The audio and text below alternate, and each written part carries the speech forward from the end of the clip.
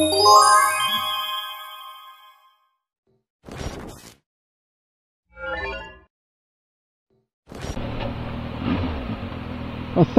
and welcome back to my YouTube channel. Anda bersama saya Syafiq Rahmat dalam segmen Vlog Time. Kau dengar tu bunyi apa tu? Ini ada Zone Test 703 Adventure ataupun Super Adventure lah. Motor ni memang sedap. Diri pun tu gila.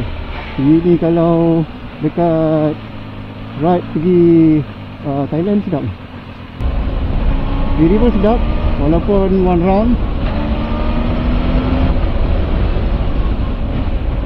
Oh, one round turun lah.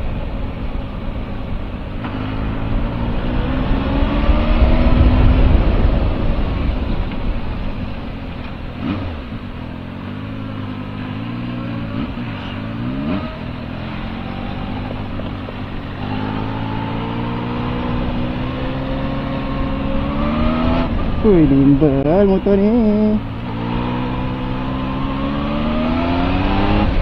Dah ada shifter.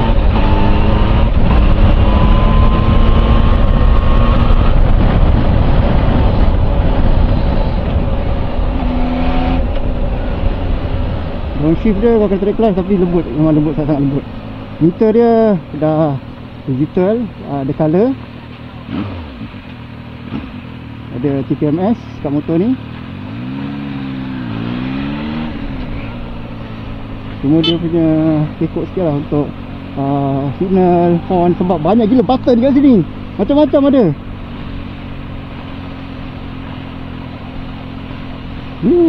TV dia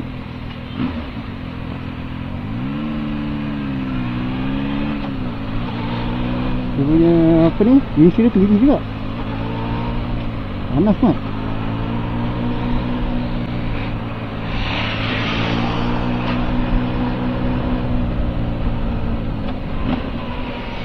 Sangat sedap.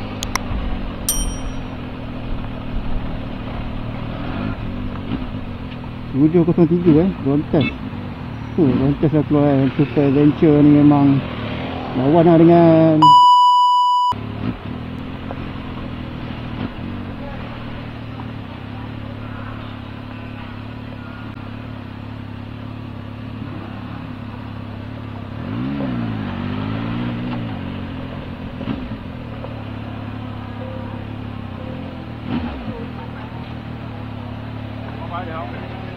Okey guys, aku rasa itu saja perkongsian aku berkaitan motor Zone Test Super Adventure 703 ni. Memang sangat-sangat sedap.